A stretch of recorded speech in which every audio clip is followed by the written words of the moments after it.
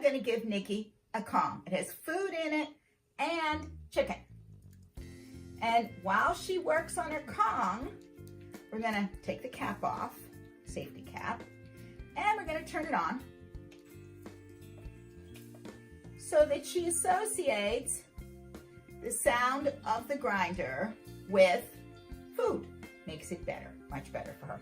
Then we're gonna see if we can touch her foot, her paw, to the grinder. Not to the wheel, but just to get her used to the vibration, because it's the vibration that bothers her. Okay, we're gonna touch Nikki's nail to the grinder. Just take a little bit off, touch it. I love the way it holds in my hand. I just go around the nail.